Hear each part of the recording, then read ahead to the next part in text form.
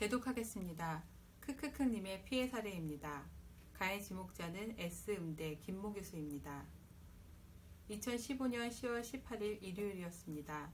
저는 오후 2시 예술의 전당에서 이모 선생님의 콘트라베이스 독주의 일부를 감상하고 4시 시작하는 김모 교수 공연을 관람하기 위해 세시경 S대학교 음악대학 예술관으로 향했습니다.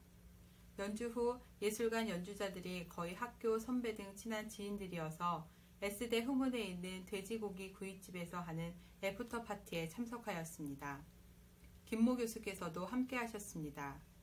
처음에는 맥주와 소주를 섞어 마시다가 나중에는 다들 소주를 마셨지만 저는 8시쯤에 가로수길에서 다른 약속이 있어서 음주는 최대한 자제하며 맥주 한 잔을 받아놓고 자리를 지키고 있었습니다.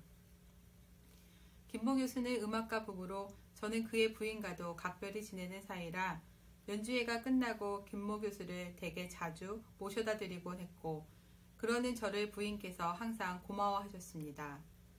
다음 날이 월요일이라 다들 출근해야 한다며 7시에서 8시경 자리를 정리했고 마무리할 때쯤 김모 교수의 대리기사가 먼저 도착했습니다. 어떤 남자 선배가 대리기사를 불렀었던 걸로 기억합니다. 전 김모 교수의 부인에게 비서인 양 항상 그래왔던 것처럼 실시간 상황 보고를 하며 곧 댁으로 김모 교수께서 들어가실 거라고 알려드렸습니다.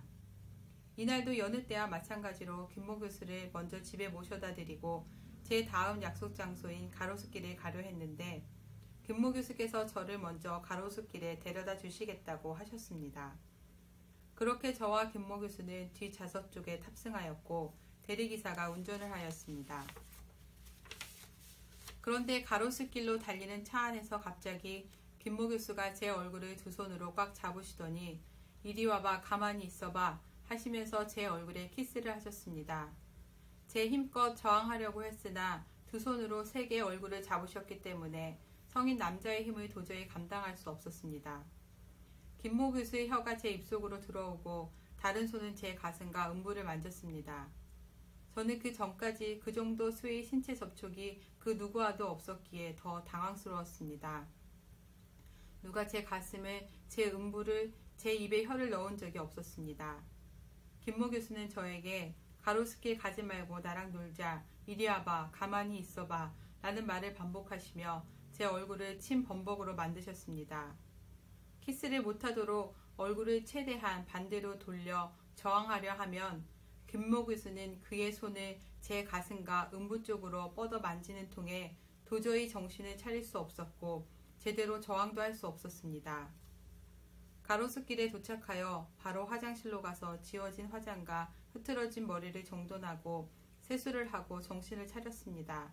너무나도 당혹스러웠습니다. 하지만 어느새 저는 약속 장소로 가 앉아 있었고 제 앞엔 아무것도 모르는 다른 지인들이 즐겁게 저녁을 즐기고 있었기에 저도 아무렇지도 않은 척 연기를 하며 그 끔찍한 시간을 그렇게 보냈습니다. 그리고 그 다음날 10월 19일 평소에는 카톡으로 연락을 하셨던 김모 교수가 일반 문자로 당신의 기분이 이상하다며 어제 무슨 일이 있었는지 제게 물으셨습니다. 만약 무슨 일이 있었다면 미안하다고 사과하셨습니다. 저는 제가 당했던 성추행을 저만 눈 감으면 모두 행복해질 거라고 생각하고 평소에 저를 딸처럼 여기셨던 사모님을 생각하며 이 상황을 덮으려 했습니다. 그래서 아무 일도 없었다고 거짓으로 김모 교수에게 단문을 했습니다. 한국 음악계에 가장 막강한 힘을 갖고 계신 분이기에 더더욱 사실을 말하기 두려웠습니다.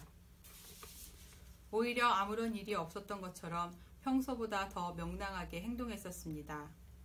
그리고 전과는 다르게 일적으로도 서서히 아주 자연스럽게 멀어져 갔습니다. 뉴스에서 미투 사건들이 터질 때마다 속으로 내 얘기가 나오면 엄청날 텐데 라고 생각했지만 그냥 그렇게 넘기기 일쑤였습니다. 그런 단속이 오히려 저에게 독인 줄 모르며 계속 제 자신만 제어했습니다. 그러면서 제 마음과 영혼이 계속 썩어가고 있다는 걸 몰랐습니다. 어느 날 하루는 김모 교수의 부인이 저를 신세계 백화점으로 불러내서 같이 장을 보았는데 여기가 내 놀이터야. 메리어 멤버십으로 피트니스하고 왔어. 너 먹고 싶은 거 사가지고 우리 집에 가자 라고 하셨습니다. 이후 집으로 데려가셔서는 어떤 스프를 내주시면서 이거 어제 우리가 땡스기빙 칠면조 먹고 남은 뼈로 고아서 만든 스프야 라며 말씀하셨습니다. 그 이야기를 들은 순간 저는 말할 수 없는 충격에 휩싸였습니다. 조금 전 신세계 백화점에서 여기가 자기 놀이터라고 말하던 그 사람은 제가 자기들 먹던 뼈로 우려낸 스프나 내놓으며 대접해도 되는 그런 아랫사람 정도로 생각했었나 봅니다. 그 부부는 성당 공동체에서 헌신적인 봉사로 많은 사람들의 존경을 받아왔습니다만 그 모든 것이 자애로운 이미지를 만들기 위한 거칠애에 불과한 행동이었다는 것을 저를 대하는 이중적 태도를 통해 알게 되었습니다. 친절에 가장한 가식에 제 자존심은 한없이 무너져 내렸으며 그녀와 그녀의 가정을 위해 그리고 그것이 모두가 행복하게 되는 길이라고 믿으며 지켜왔던 제 의무이자 지켜야 하는 의리라고 생각했던 제 자신에게 화가 났습니다. 더 이상 그럴 이유도 없었고 의지도 남지 않게 되었습니다. 어렵게 부모님께 말씀드렸습니다. 가해자 김모 교수와 아버지는 선후배 지간이었기에 제 이야기를 들으시고는 너무나 힘들어하셨습니다.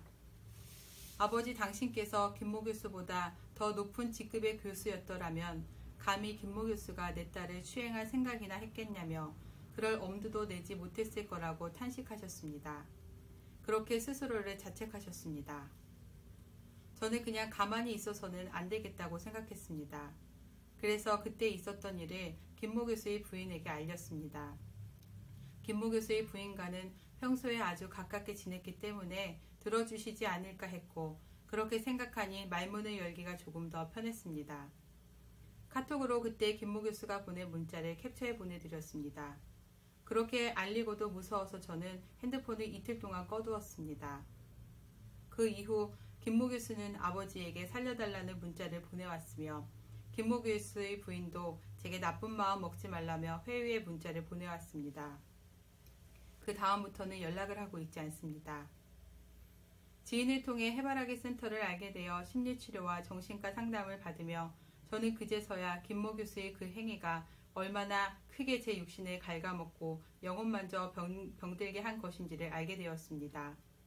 그럼에도 저는 최근 백화점 지하를 지나다가 쇼핑을 하고 있는 가해자 부인을 발견하였고 반사적으로 도망 나왔습니다. 그렇게 도망치다가 잠시 멈췄고 순간 내가 왜 도망치지 하는 생각이 들었습니다. 김모 교수가 저에게 행했던 악행이 여진처럼 내 몸에 남아 여전히 작동되고 있구나 하고 느꼈습니다. 저는 그 사건 이후로 모든 게 불안하고 엉망인 그런 상태를 그냥 그러려니 하고 살아내고 있었습니다. 병원에서 처방받은 수면제와 우울증 치료약, 공황장애약이 없이는 잠을 자기도 힘이 듭니다. 되도록이면 김모 교수를 만나지 않길 바라며 피해 살아가고 있습니다.